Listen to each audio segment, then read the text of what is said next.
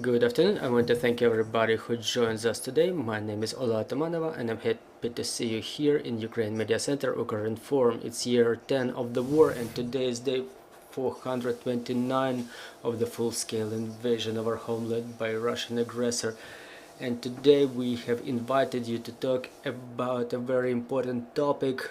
We will be talking about financial capabilities of the terrorist country and how can we seize those assets which were arrested or are about to be sanctioned.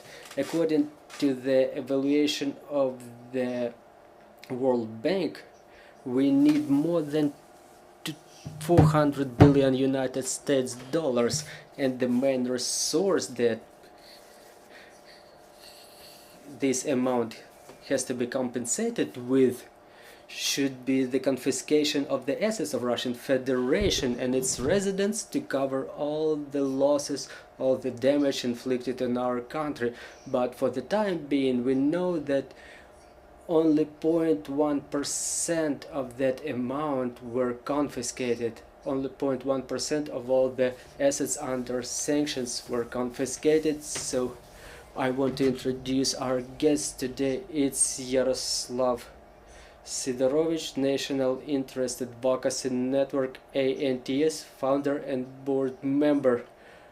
Oleksandra Khichiy, Ukrainian Canadian Congress National President. She will be joining us online. Good afternoon, Miss Oleksandra. Also joining us, or about to join us, is Ihor Umanskyi, Minister of Finance of Ukraine in 2020. Also joining us will be Pavlo Sheremeta, Minister of Economic Development and Trade of Ukraine 2014. Mr. Pavlo will be joining us online as well. Bohdan Danylyshyn, the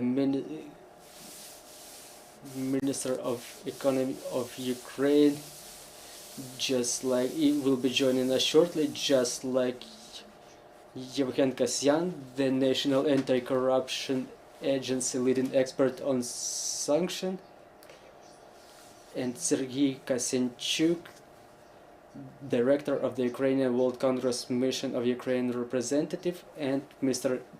Ihor Umanskyi, Minister of Finance of Ukraine. So, first of all, Mr. Yaroslav, what can we do to decrease the capabilities, the financial capabilities of the aggressor state, and how can we work in more intense manner to confiscate the arrested assets? Good afternoon, everybody. Obviously, the sanctions are being discussed by a lot of people. A lot of sanctions were imposed since 2014. I prepared a presentation, and in yellow you can see the number of sanctioned individuals on whom the sanctions were imposed by Canada, Great Britain, United States, Ukraine, European Union, Switzerland, New Zealand, and Australia. Those are the key democratic countries who joined in imposition of sanctions. Since the beginning of the full-scale invasion in February 22, the number of sanctions increased dramatically, and for the time being, more than 9,000 individuals were sanctioned in 2022. The same story is with the businesses, and it seems that such huge number of sanctions should work, but about a year ago the sanctions were something like, well, you know, like sport fishing. When you catch a fish, you take a picture with it, you measure it, and you wait, and then you just let it go. So there was no law throughout the world which would allow to confiscate the sanctioned assets, and Ukraine was the first to adopt such laws. First resolution was on the 3rd of March, then on the 12th of May the new law was adopted on confiscation of assets. The law is working, in December 17 billion were credited to the national budget, and Canada was the first of the democratic countries which adopted the special law on confiscation of assets under sanctions, and this experience will be shared with us directly from Canada, so we appreciate this leadership. And Chrystia Freeland, who is the leader of Ukrainians in Canada, she was able to present this law in G7 meeting as an example, and the first consultations are already going on. Well, you understand, democratic procedures are not just expropriation of money, it's law procedure, it's compliance with the law, so this is why it's being done gradually according to the adopted laws. But the biggest assets are not businesses and individuals. Those are the assets of the Central Bank of Russian Federation. And you know, the health sanctions, the 643 billion reserves of the Central Bank, is the record amount which was documented in the February last year, is the amount of the reserves of the Russian Central Bank. After the beginning of the full-scale invasion, when the sanctions started being imposed, about $300 billion ended up under sanctions.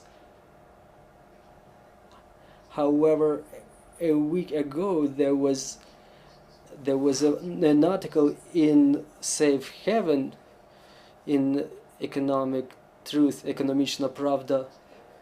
There was an attempt to raise our voice about these assets, to make sure that confiscation of these assets is being done by the Western partners, because those monies are in different accounts in Western countries. There is a number of assets which are not under sanctions, for example, accounts in gold or in Chinese yuan. But the essence is that it's difficult, but it should be done. Why it's complicated? Because there is immunity on diplomatic assets, and the question is whether this immunity is fair, whether it's fair to keep this immunity effective. Meanwhile, people are dying. So the sanctions were imposed by the Western countries to deter the aggression and to return the status quo before the beginning of those violations. But we cannot bring back this immense number of people who died, so there should be liability on part of Russia. I wanted to demonstrate you the dynamic of the central bank reserves. They fell 15% last year, but the central bank was issuing that funds from the reserves to maintain the rate of the Russian ruble,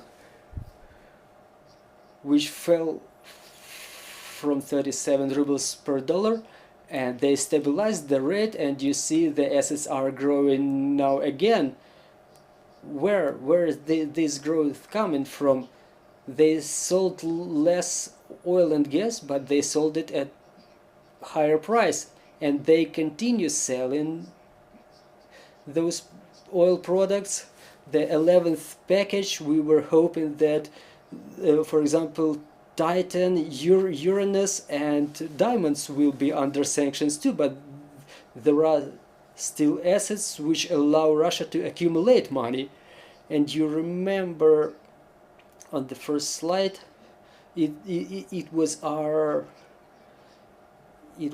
dream to take away those 300 billion, and you see how it would decrease the reserves of the central bank. And to make the dream come true, we have to work jointly and to stimulate the governments of the countries to think about it, to work to make sure that liability is inevitable, economic liability. It's yet another front. So definitely the assets should be blocked, they should be confiscated, and they should be repatriated, they should be transferred to the accounts of Ukraine for reconstruction. Really, we need more than 400 billion according to the evaluation of the World Bank. So those propositions, like let's give this money, let's give 2.6% to Ukraine, so it will require 52 years to compensate all of it. That's not the scenario that we're looking at. Hello, Miss Oleksandra, are you with us? Canada really became the first country which made legal appropriation of Russian assets and Russian individuals. So please share this experience with us. How did you make it? What is done in that front? Thank you very much. First of all, I want to extend my condolences to the families of those who suffered from Russian bombardments, and I want to thank all the Ukrainians who so bravely fight not only for their independence but for the freedom of the entire world.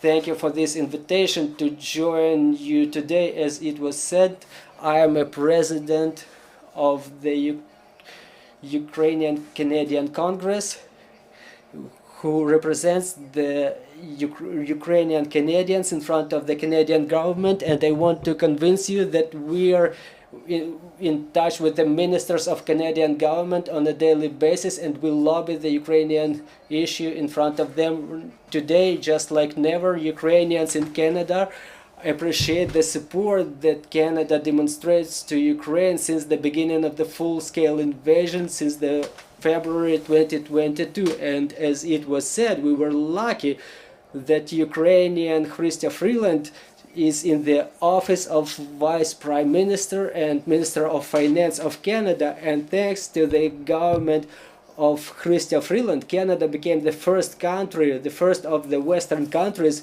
who on a legislative level adopted this support to Ukraine by appropriation of Russian assets.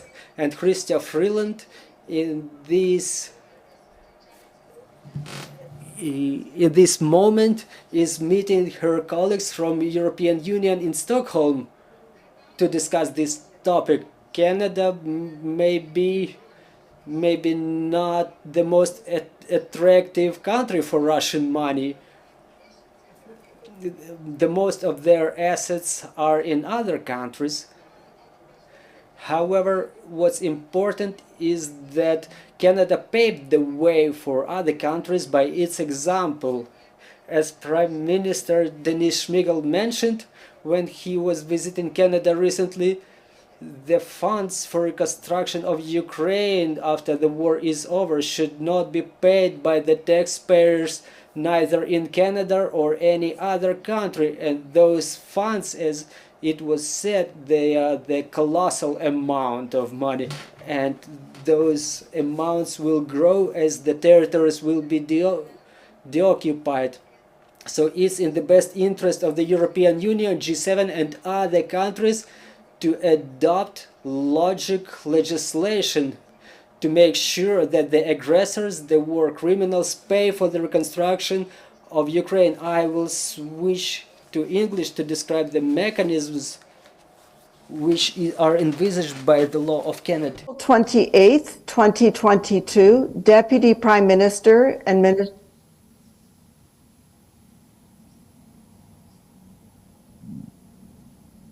Khichiy Freeland tabled the Budget Implementation Act.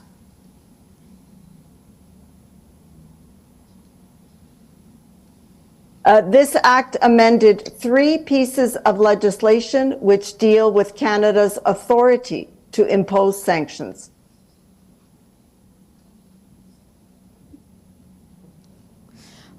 Пане Олександре, у нас синхронний переклад, ви можете не зупинятися. Together, these amendments created the necessary mechanisms to seize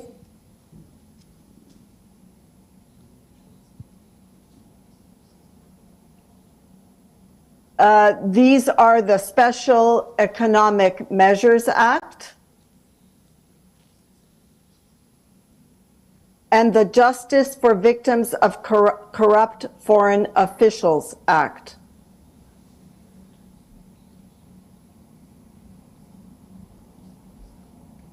This is the so-called Magnitsky Act.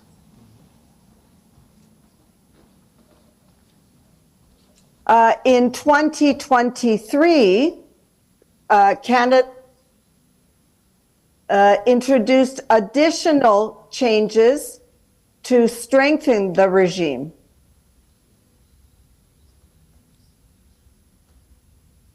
These amendments will clarify the definitions of ownership,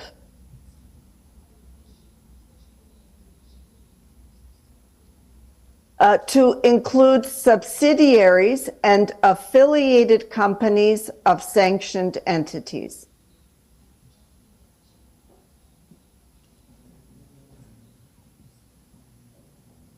So Canada will be able to very precisely seize and forfeit subsidiaries of sanctioned entities,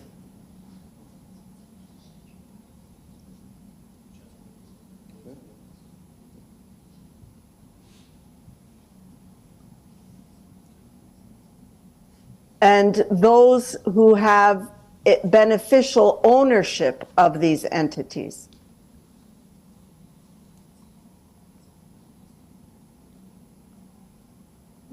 Now, what types of property can be frozen?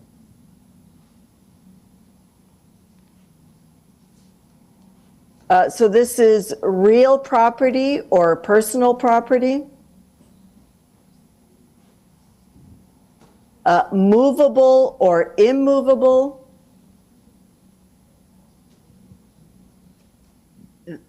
tangible and intangible assets,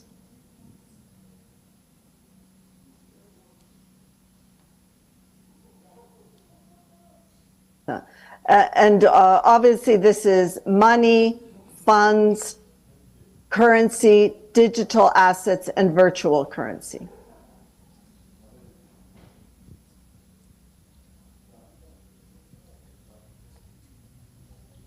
So there are two processes which can be used.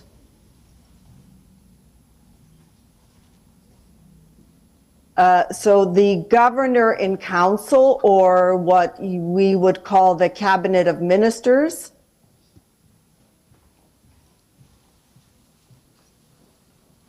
can issue an order that seizes and restrains property in Canada.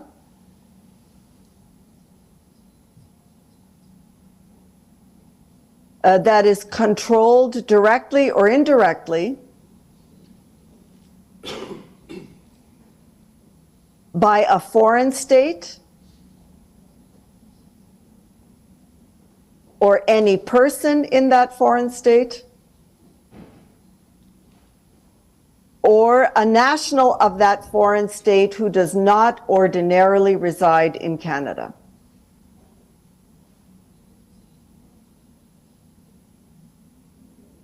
And of course, Canada observes due process of law. And so the subject of an order may apply to the minister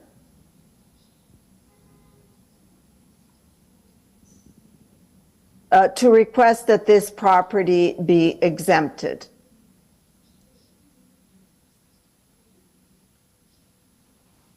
And of course, there should be proper notice to any person who may have an interest or right in that property.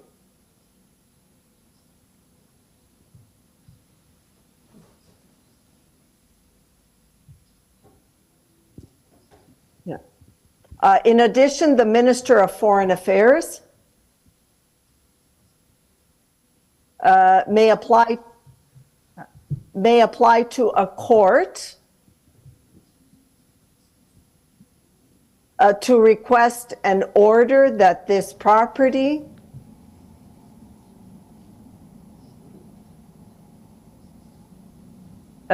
be forfeited to the government. And of course, the same due process considerations apply in this case.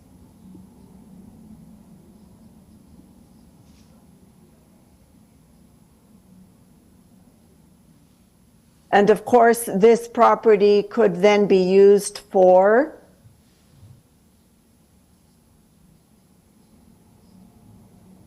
the reconstruction of a foreign state, the restoration of international peace and security, and for the compensation of victims. As has been mentioned, much work remains to be done to understand how state sovereign immunity can be dealt with in this context.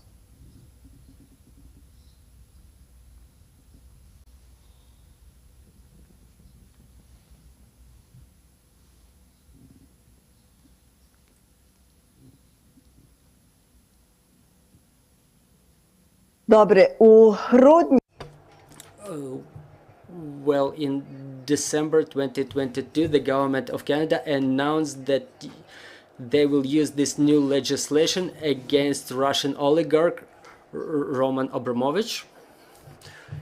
Canada has an intention to confiscate $26 million United States dollars or 36 million Canadian dollars from Granite Capital Holdings Limited, is the company that belongs to Roman Abramovich.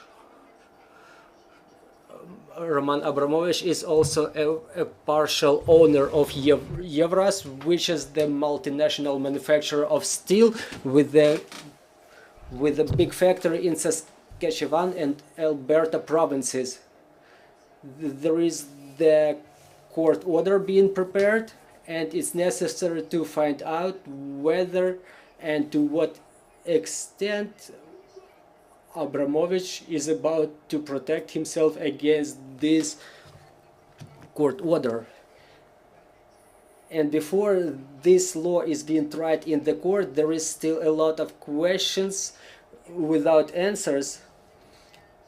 If you invite me again in half a year, I will be probably able to tell you how the story ends. Thank you very much for this opportunity to have this address in front of you. Thank you very much, Ms. Oleksandra. Thank you for your address, for your speech. Mr. Ihor, very interesting is your expert thought. What's going on in the world? Is it really that democratic countries, our partners, are looking for a way to fulfill this confiscation, to impose sanctions, to confiscate those assets further on, and to what extent Ukraine implements this mechanism in a transparent manner. Good afternoon. I apologize for being a little bit late. Every time I'm trying to move around Kiev looking at those traffic jams, I'm asking myself, where are all those people going? Why aren't they at work? Well, I planned my speech in a little bit different way, but I'll try to answer your question. A little bit more than a year I was concerned with the military questions rather than with economic ones. And a couple of conclusions that I would like to share with you now are, first of all, when back in 2014 Russia seized Crimea, Luhansk and Donetsk, it was clear that full-scale war cannot be avoided. I don't remember who said that, but it doesn't change the substance of it. If the war is inevitable, postponing its beginning is only letting the enemy to accumulate strength and to get themselves prepared to the war. Well, whether Putin's regime was prepared to the full-scale invasion of Ukraine, yes, they were. It was clear from the presentation that Mr. Yaroslav presented us, and there was a good article in Ukrainian Truth, Ukrainska Pravda. They were really preparing both militarily and financially. The level of reserves, it fell, but Russia was in top 4 countries by the amount of currency reserves. What we have in the summary of 2022, really, after imposition of sanctions, Russian system had to readjust its operation, and there was fall of reserves. But according to the results of the year, the profit again, I emphasize it, of the payment balance increased twice. The debt decreased 100 billion, the level of unemployment decreased, inflation a little bit more than 10%, the rate of ruble strengthened. Russia was preparing for imposition of sanctions too. They were not afraid of sanctions, and moreover, we have to understand this logic. I mean, logic of the people who make decisions. After sanctions were imposed, Putin personally, has he become poorer? Well, the rest doesn't concern him. So this is the goal that they were about to reach. Was Ukraine preparing for the full-scale invasion? Well, this is the main question. Well, and we will ask this question when time comes, but it looks like we didn't. Neither on military front, nor in information, nor in financial front. Our government officials were trying to convince us that we don't have to get prepared for the war, we have to cut military expenses and to finance the big construction and so on.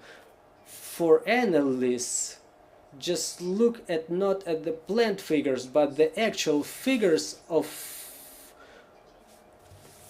funding of state defense orders, the figures in the defense orders, and compared with the expenditures for the great construction, and make your conclusions. So first of all, we have to make conclusions.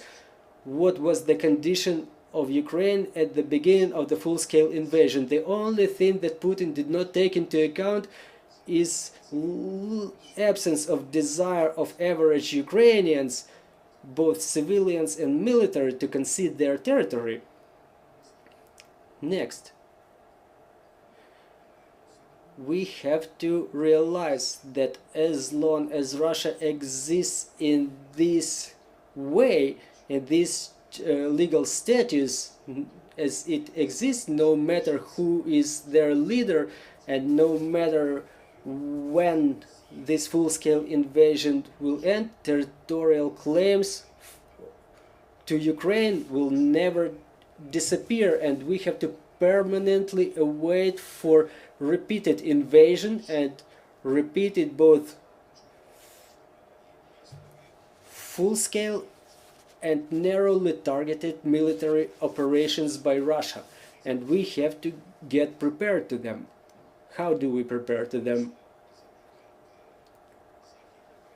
Urging Western countries to help us, to make us a part of NATO, will not provide the full security against such invasion. Only strong Ukraine with powerful defense complex and capable armed forces is something that can deter the aggressive intentions of any neighbor who may try to capture our territory. As to the sanctions themselves, we have to understand that sanctions are first of all a political resolution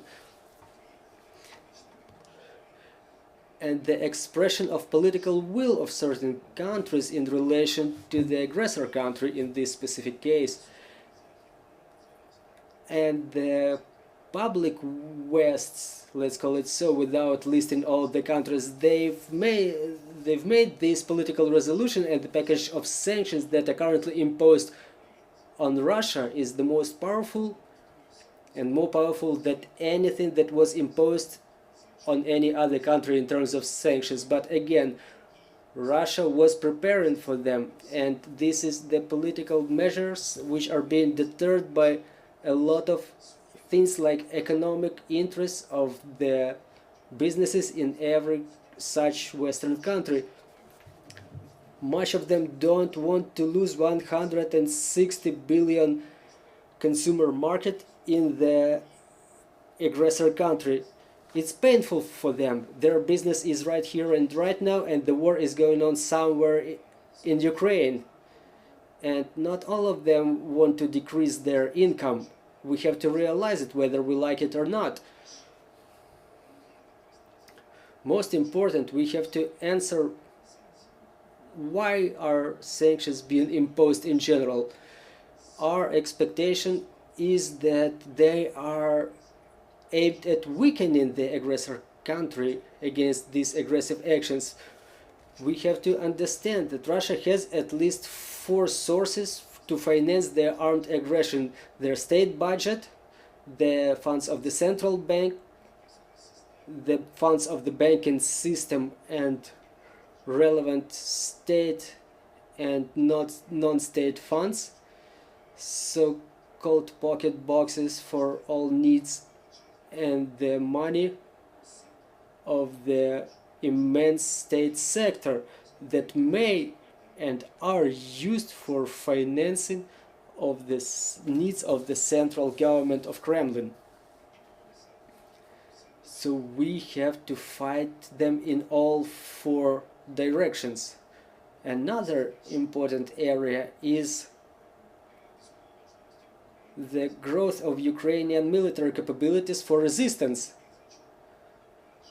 on one hand, and on the other hand is the restriction of capabilities of Russia to manufacture high-tech weapons. So in this case, the trade sanctions were very useful for Ukraine, but are they possible, and whether they will be effective without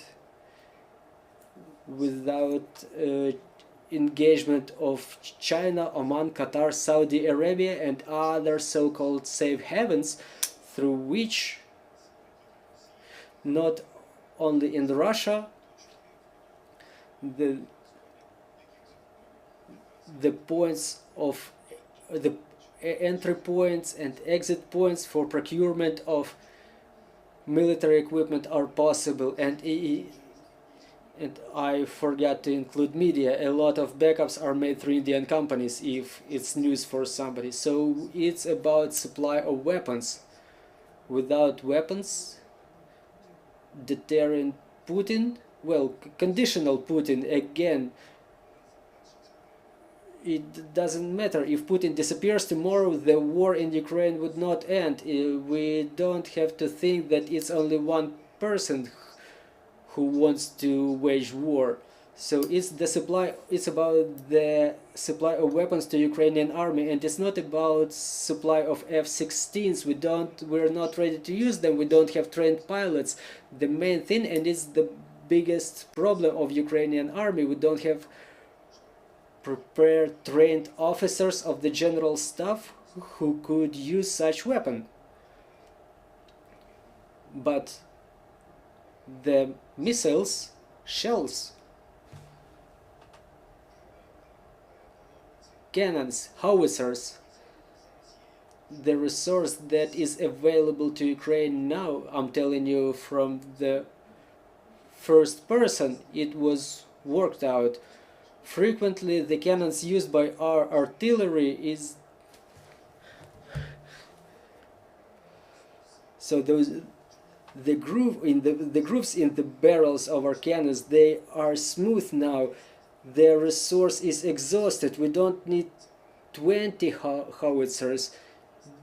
This amount does not create any quality and quantity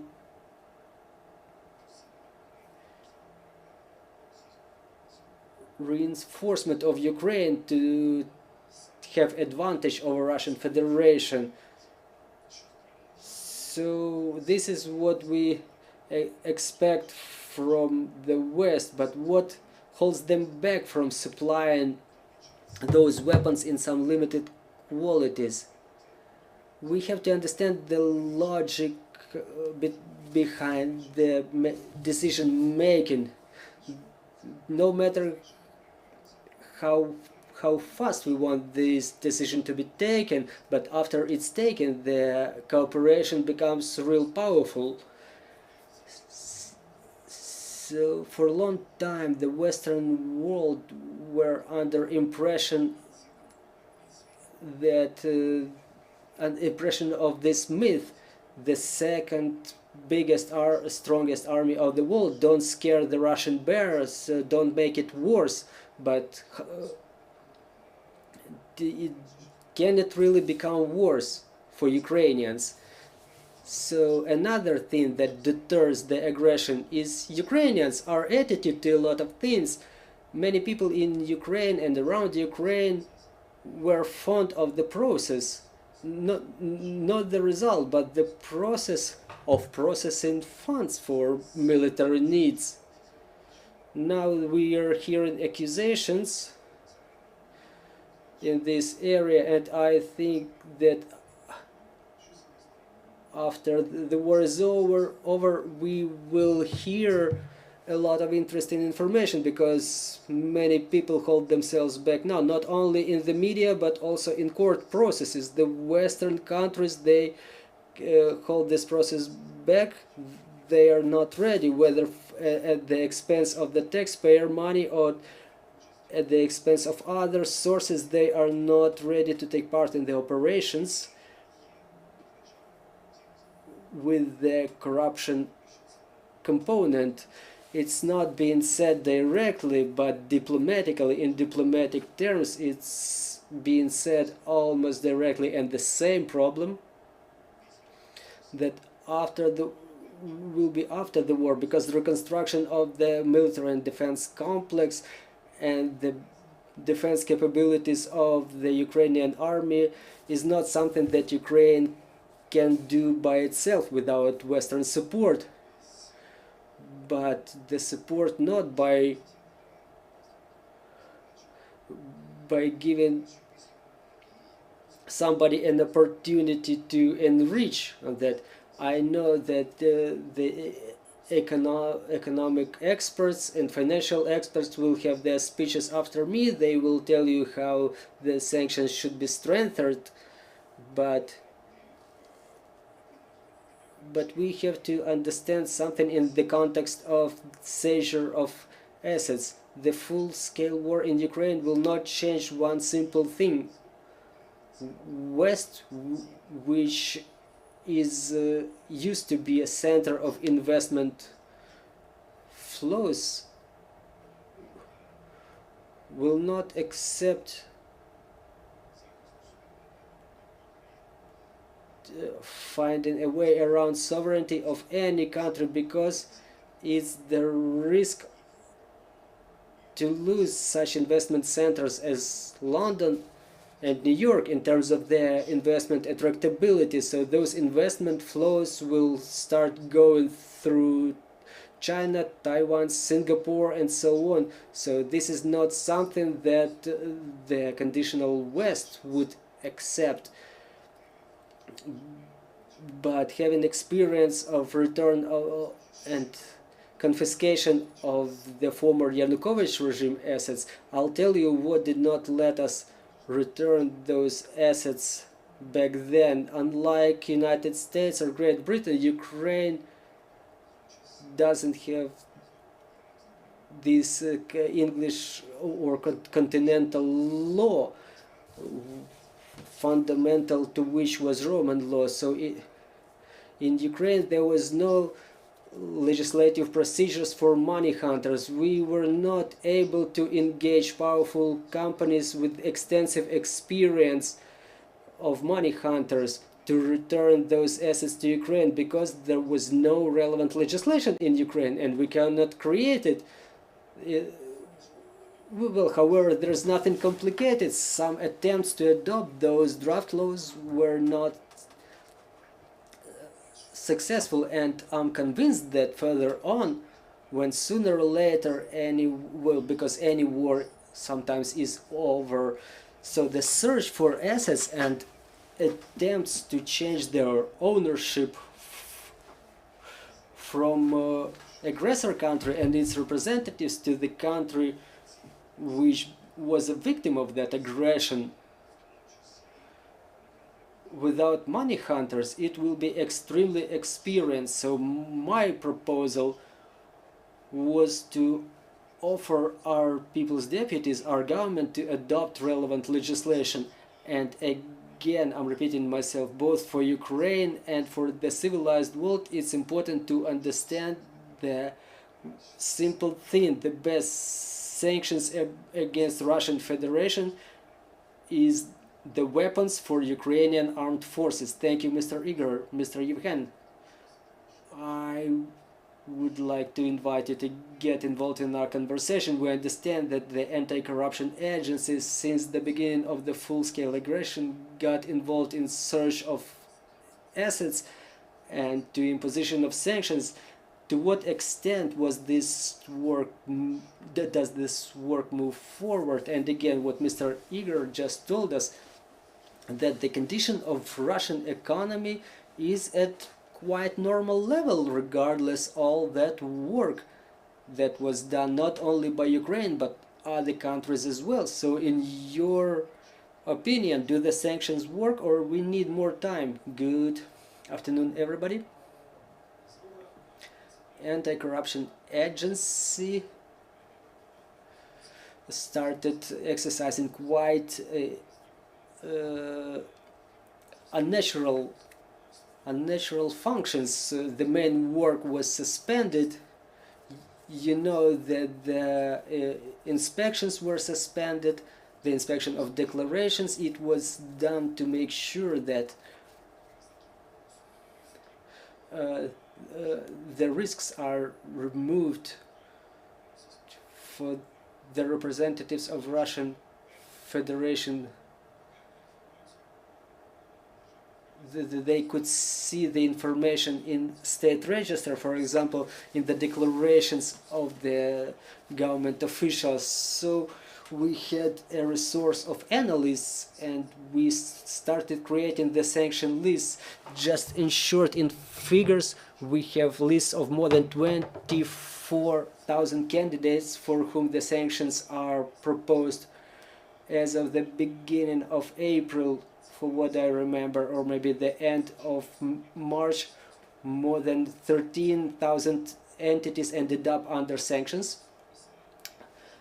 That work was not moving quite fast because the sanction track that existed in the pre-war period and the one that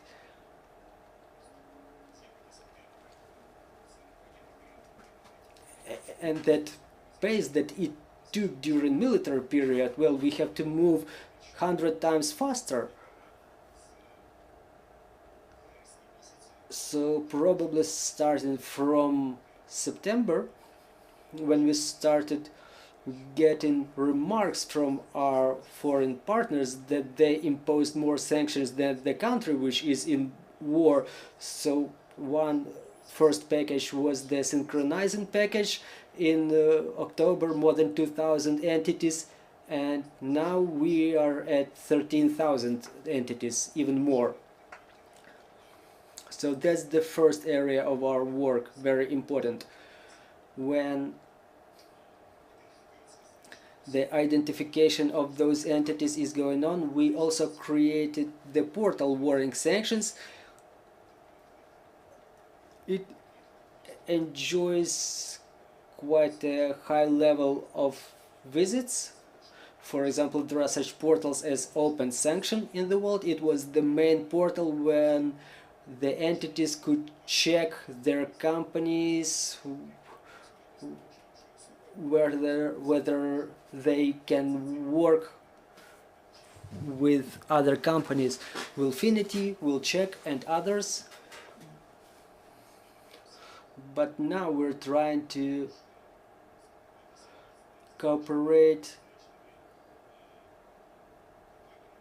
with those companies. For example, they'll check definitive when private businesses, global businesses, they address this database, international database, to check whether there is some red flags for some of their potential counterparts. There were no such relations before, and now we're trying to inform those portals, our partners, and they add that information to their databases so that it's further used by the global businesses in their operations with other companies to make sure that they can work with this or that company. Another track we're working on, as of May 2022, in the world there were no examples of legislation when sovereign assets can be confiscated due to the armed aggression by any other country. So Anti-Corruption Agency was the first to get engaged in development of such legislation and to amend the Ukrainian legislation on sanctions. We contemplated the procedure of the confiscation of those assets by court. Now we are in cooperation with the Ministry of Justice, and we worked through more than 800 applications as to the search of the assets of the Russian companies or Russian individuals. When we get such application, we look for their assets in Ukraine, and afterwards the information, the packages of documents are being sent to Ministry of Justice, and they enforce those assets. For example, the assets of Deripaska, the family of Rothenbergs. There was a complicated case of VS Energy. They don't address Ministry of Justice so far, but it's Ihor, Babakov and Voyevodin, if I remember it right. So what's the use when we talk about this track? First of all, we work on this legislation. We practically work on it, and we tell our foreign partners, look, it works, let's create the similar standards which would allow you to confiscate the sovereign assets of Russian Federation.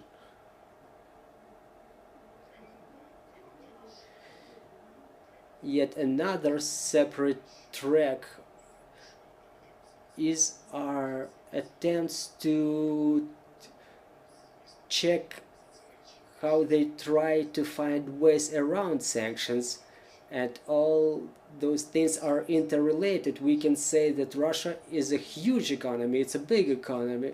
Well, it's smaller than obviously American or Chinese, I mean the United States of America, but it's very deeply integrated into the global economy, and they cannot cut it off. It's impossible. In their history, it never happened so that such a big economy is cut off the global economy. And we understand they are the largest country in the world by area,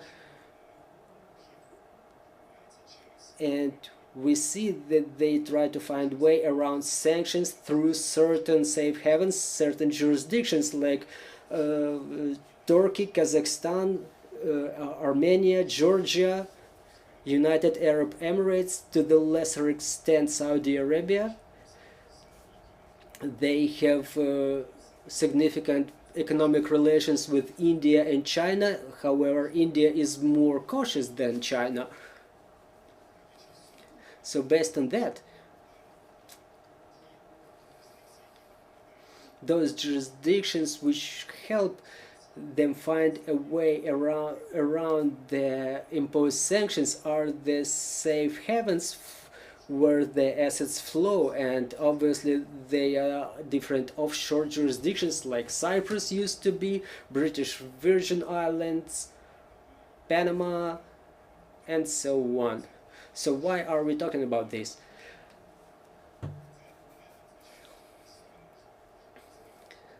it's a very meticulous work. It may not look interesting from outside, but turning over thousands of databases, we find connections between Ukrainian assets and those mastodons of the political regime in Russia, their connections with some offshore companies in Cyprus,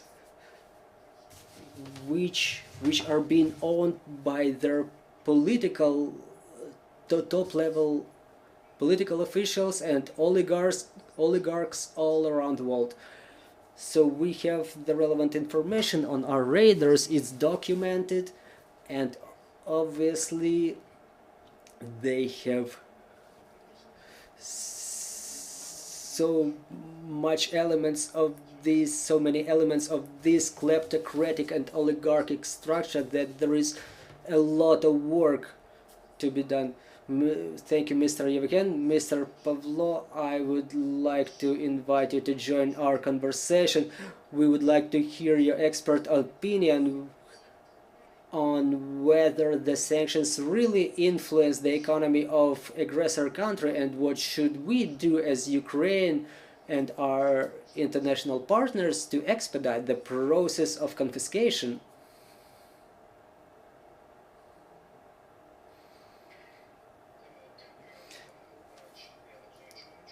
Thank you. For what I understand, I'm being heard very well. I apologize, I was not able to visit you. I had to visit the Columbia City Council. I'm out of the meeting which is going on. Just to tell you a couple of words. When I see that someone says about this better, I was hearing to the previous speaker on this panel discussion, which is really profound. He was giving you quite a comprehensive answer to your question. What I would like to recommend you, well, to all of us, is a book by Anders Osland and Anders Kubilius is the former Lithuanian, if I'm not mistaken, the minister, and now he's a European parliamentary reconstruction before and EU accession for Europe. And the section 4 there, they speak in detail. They say Russia must pay reparations. So it's about 10 to 12 pages where they provide quite an extensive analysis, practical analysis on what can be done. So that was an answer to a question, just to summarize what they're saying and the details. I think this publication is not the only one, obviously, but I like this one better than others. So there is no doubt that Russia should pay, but it's easier to make it from those frozen sovereign assets that are frozen with the central banks. Both authors they refuse the statement that there are other factors that may slow down the world. Some concerns about dollar or euro. We have to be concerned more with the barbarity that we are suffering. So it's a bigger risk than the risk to dollar or euro. They remind us, so they say directly who it is. The two colleagues, Gary Hufbauer and Jeffrey Schott from Peterson Institute of National Economics, who say directly about 3 legislative acts in the United States. I will say in relation in the Act of dated 1917, International Emergency Economic Powers Act of 1717, and U.S. Patriot Act of 2001. All those laws, they provide in sufficient authorities to the United States government to confiscate the assets from the countries that commit those atrocities and barbarities which we're going through. I think it will be easier to answer the questions, if there are any, after this press conference. So there is a powerful piece that European Union should adopt the necessary legislation on state sponsorship of terrorism, because I understand it exists in the United States, but it does not exist in the European Union. But the United States should exercise those laws, and they should call Russia, recognize them as the terrorist state. We know that there are nuances, but again, what we're going through, there are no nuances. It's just a barbarity. It's more than terrorism. And again, I continue to quote the legislation which would allow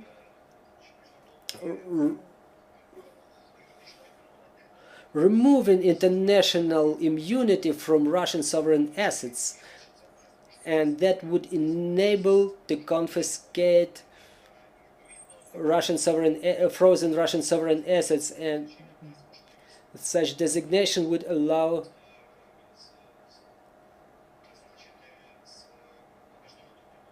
appoint an international tribunal for crime of aggression. So I just quoted their last block. It's the section 4 of this book under Sosland and Alukabudius. Again, they reference other experts in this regard. They reference other legislative acts that allow doing that. So I think that there is legislative base, there are necessary arguments, there is the paved way what to do, there is a roadmap, so we only need to do it. Thank you. Thank you, Mr. Pavlo. Mr. Vitaly, please get involved in our conversation and voice your thoughts.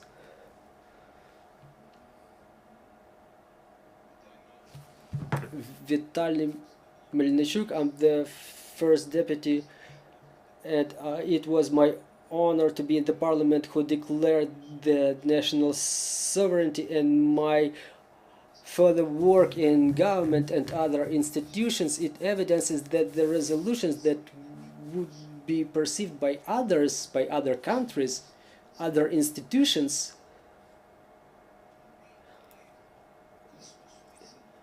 and they are related to us, they should be prepared by us. This is how they will be powerful. And in this regard, I see there is a number of areas which we see now in Ukraine. These assets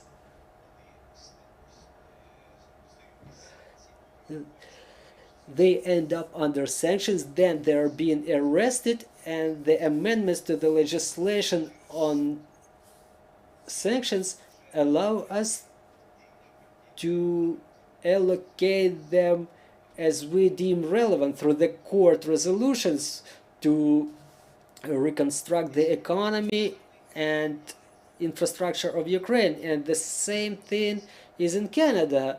It's the arrest, confiscation, and transition to Ukraine. Another third area is through international organizations. It's more complicated because it should be resolved on the global level through United Nations Security Council, recognition of Russia as the aggressor and their liability for their crimes that they should pay through reparations. But Russia is on the United Nations Security Council, moreover they are governing, but we have the resolution of the General Assembly as of November 14, 2022 about bringing Russia to liability for aggression and enforcement of reparations, and there is a relevant list of countries who were voting for this resolution, and there were proposals to create collective international agreement to be signed by those countries, so we have some joint action in this regard. The lawyers may say more about this, to what extent is it possible and what other steps are necessary to make it happen. But there is another matter, a matter of reformation of United Nations Security Council. There were certain attempts to remove Russian Federation from the Security Council, and the resolution that may be adopted, it resolves all those issues on a global level. So those are the three main areas, important areas, but taking into account the fact that obviously everybody helps us, that resolution by the government of Canada, which has a lot of similarities with what was done here in Ukraine. But again, all those efforts should originate from us. And in this regard, we have to have some government team created, which would include the representatives of Anti-Corruption Agency, Ministry of Justice, Ministry of Finance, scientists, representatives of other research communities, to work on the proposals and maybe even draft legislation which can be given to our partners, to other countries, because it's only us who can propose all of it, and we should initiate those conversations with our partners, not on the general topics but about some specific things, and then through advocacy to seek such resolutions. It's a great work, and this work should be done by us. Thank you very much. Dear colleagues, if you have any questions, please go ahead and ask them, and then we get back to our... Yeah, Chris Abeson, National Security Media. Since Russia did plan ahead to hide their assets around the world, were there areas that they did so that are going to be obviously more difficult to reach, or do you see ways in which they were hiding their money around the world that those of us who are covering it might want to take a look at that globe and see, how they planned that, if you don't mind?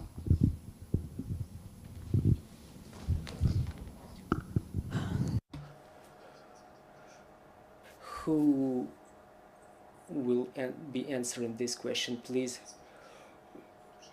Well, the right statements were already made here, that they started preparing from 2014, but I think they had that concept way before that. But what we've seen searching for their assets in Ukraine, and when we see other offshore companies in our radars through which they were controlling Ukrainian assets, what we see is that before year 2010, such entities as Ihor, Babakov, Deripaska, Rotenbergs, they were not hiding.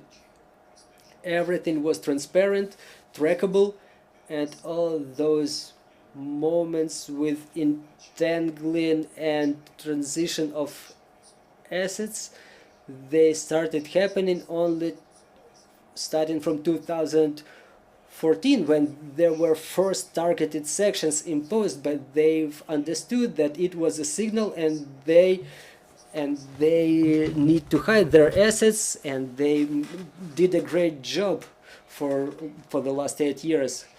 Ukrinform, what is your evaluation of the speed, how the Ukraine gets rid of this cooperation with Russian Federation? We see that only now those many agreements are being cancelled that were operating in certain economic areas, and as of the end of the last year in Ukraine, it was possible to register the business to this or that extent connected with Russia, whether through beneficiaries, subsidiaries. So there is a statistics that a little bit more than 10 such legal entities were established. Well, it seems not such a big number, but has anything changed since then? Thank you. when we started doing it, it's not only anti-corruption agency who was receiving that information, but we are in cooperation with a lot of institutions, including the representatives of Ucontrol. We got information from them, we were analyzing it. So as of March, there were about 17,000 companies that are directly or indirectly controlled through legal entities or individual entities from Russia. Well, you understand what an immense amount it is. So the Cabinet of Ministers of Ukraine adopted the resolution to protect the national interests of Ukraine, which prohibited any registration and enforcement, re-registration of shares in the companies which are controlled by the citizens of Russian Federation, whether directly or indirectly. Unfortunately, there is a counteraction to any such action, and there are some single cases where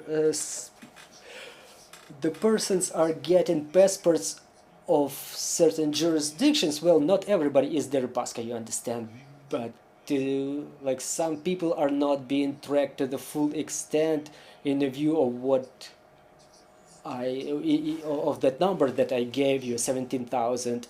Sometimes it happens so that some persons get the passports of other jurisdictions, and this is how they re-register the businesses. So in that situation, we have to bring up some specific examples, but yes, I know about such cases. Mr. Yaroslav, you wanted to add something. Well, not all the international agreements are yet cancelled which are related to Russia. In April 2018, the government adopted the resolution to amend or to bring up the agreement on protection of investments, to terminate the agreement on protection of investments, because there is an immunity on the reserves of central bank, but there is also immunity on investments which can be protected in Stockholm, in London, in the United Nations courts. And there are certain risks related to it during the confiscation of Russian assets, even here in Ukraine, if they were registered as investments.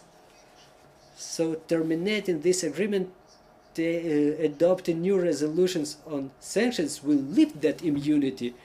And another thing is tracking of final beneficiaries. It was not easy for Ukraine to adopt the law in 2015, to adopt the law on banks' liability for lending to affiliated persons. You can count the banks like by the fingers of your hand, but there are certain sanctions contemplated by that law. So beneficiaries can change. This is why this story is complicated, and it's a detective story. And my opinion is that the search of those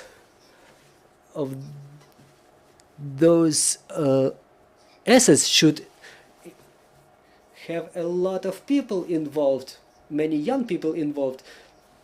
If you know the foreign language, you can search for the assets abroad. You cannot find Usmanov in German registers, but for example, you can find it in the island of Maine. He is an owner of the company, and that company is the owner of the real estate in Germany. So what we're talking about here is to untangling this chain from the final beneficiary to to that assets which should end up under sanctions, under arrest eventually. Mr. Sergey, I would like to invite you to have a couple of words. Thank you for the invitation. I'm not an expert on sanctions or confiscation, but I represent the whole Ukrainian Congress, and when we talk about sanctions, we talk about parliaments, we talk about governments who are supposed to make decisions, we talk about international organizations, and as it was mentioned correctly here, it's important to have the political will here, and is the key thing here. We cannot get ourselves limited to an expert crowd, we cannot get ourselves limited to the actions of the government. But now that the war is going on for such a long time and the world is tired, and it's not so comfortable for them to remain concerned with such issues. It's important to have the process moving, and the role of Ukrainian communities all around the world is very important here. And I appreciate the input of Oleksandra Khichiy from Canada, where there is a powerful influence and specific concrete resolutions, and we see that Canada is ahead, but not everything is so fine, because there is internal struggle everywhere, even in Canada. When Canadian government adopted the resolution to release the turbine for Siemens in infringement of this, in violation of the sanctions that they adopted, the Ukrainian Congress, they sued them to communicate that idea to Canadian government, to German government. It's not only important to adopt the law, but it's necessary to comply with it. So this is how we moved that process. The Congress of Ukrainians initiated the parliamentary hearings. The issue was resolved, but again, it was like a safety before the next step. We see Russia is pressing. They're trying to play with it, they're trying to fiddle with it, they're trying to find a way around. So we have to keep all the world in tonus to continue this work. The best sanctions, as it was said, is the support of the military. From the very first days we initiated our project Unite with Ukraine. We took the best generals, best experts throughout the world who support us with their advice. How is it better to support Ukraine? How is it better to raise the funds? The last tranche was 25 Spartans, which were transferred to Kharkiv recently. So there's a lot of work in different areas, and sanctions are not only tangible assets. We were working very efficiently through sport areas, so Russia doesn't work with their propaganda through their athletes, not to let Russian and Belarusian athletes to take part in the Olympic Games when Russians try to deter the Western influence with their athletes. So the plan of actions too, the international working team, they included the matter of sport in their agenda too. What we were working with public organizations, it's all in work. And the latest intangible assets, millions of forced refugees, they left. We're talking about returning of money, but we also talking about returning of people. We ask those countries, please accept them, but what they do, they integrate them in their life, in their economy. And now that we have this money incoming, we have to inject them into economy. And those people who receive the Western knowledge, we work very actively to preserve their identity, their connection to Ukraine, so we can bring them back. And we believe when we reach victory, so we can bring those people back to rebuild our country. Thank you very much. Dear friends, unfortunately our time is running out, but I would like to end our conversation with giving a word to each of you. What should we do so that the government and non-government sectors, so that the experience of Canada spreads to other countries? What should we do to make it happen? Thank you very much for this discussion, for this opportunity, for the time. I will repeat myself. I appreciate the input of all of our partners, not only from Canada, United States, European Union, for all the support that they extend to us, including the work with sanctions. But we have to understand that during the war, the sanctions are not the instrument that may give a quick effect.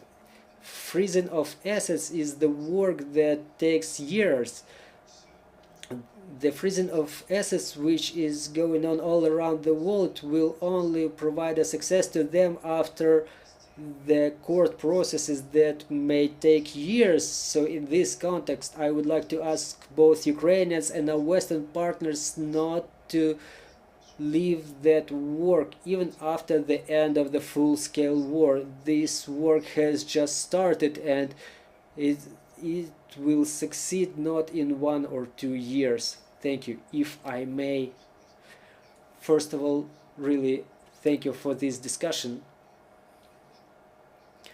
We've talked a lot, but we have to say even more to tell the citizens of Canada and many countries that this victory is not forged by the bravery and the weapons of our armed forces. It's forged by in economic front, the second front too. Just like during World War II, it took a very long time to open the second front with Lend-Lease, and thus this second front, it became the resolving point, a point where the World War II ended. In the same way, the economic capability of Russia should be reduced with a joint effort. Within 14 months, it was not, we did not succeed adopting all of the sanctions that we wanted. But again, if we remember, 14 months ago, they were saying no weapons. We will give you 5,000 first aid kits. But again, we see how this rhetoric changed. Well, this article in Safe Haven, the ending words are never say never again. And no matter how impossible it seems now, I mean those immunities, but we have to create the new legislation to amend the new, because if democracy does not take over, it will be the Pandora's box. Thank you very much. I would like to continue this thought again. Apart from the military and economic areas, there is a lot of areas. It's information area. It's a key area because it's a hybrid war, and it started and it will continue. And there is cultural area. So Russia uses everything as a weapon: culture, language, history, economy. And what's important to us is to unite in all levels, to do our job in all levels. And what's necessary for us, what kept us alive, is that Russia wanted to eradicate our identity. This is what unites us throughout the world. This is the key thing, and I want to thank all the Ukrainians in every country, in the United States, in Canada, but every other country did their job. We unite 64 countries, and Ukrainians everywhere they work, and our unity is our strength. Is if everybody does everything that they can, we will come to our joint victory. Miss Oleksandra, if you have anything to add, I share the idea that was expressed earlier that the best sanctions is weapons for Ukraine, and then we may proceed to the reconstruction, but first we have to win. Thank you for your support and for being with us. Right to life and right of ownership are inherent human rights. But no matter who says what, right to life is primary. And today in Ukraine, Russia uses the capabilities of Western democracy to direct their right of ownership against our right to life. And it's a serious factor that we should demonstrate when we talk with the international organizations or other countries, and in general having our proposals, and they are already there in Ukraine, in Canada, they look sort of alike. And when our president goes to another country, I think that, or the presidents of other countries, or the heads of the governments, or the ministers of foreign affairs, when they come to Ukraine, we have to talk to them about signing some documents, memoranda for about forfeiture of assets. That should be a meticulous work. If we don't do it today, nothing happens. We have to do it on a daily basis on this working level. Thank you. Dear all, thank you for giving me this opportunity to express myself on this subject. What I want to say is that Ukraine is becoming a subject. I remember the beginning of 2000s when there was a scandal with Kolchugas, and during some international event we had to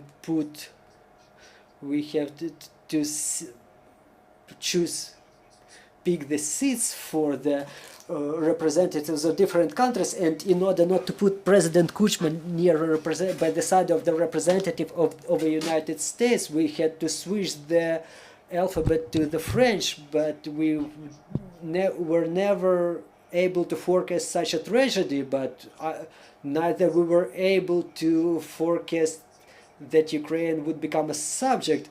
So again, it's a meticulous technical work, but it's systemic, and believe me, we are in constant dialogue with the representatives of embassies, of our partners, the partners in our sanction coalition, and those applications that we get, we keep working even during weekends. I'm not exaggerating. Thank you. I want to thank everybody for this conversation. I want to thank our armed forces for this opportunity to hold events like this. I want to say thank you to everybody, and I want to emphasize that we work all together for our victory, and glory to Ukraine, glory to the heroes.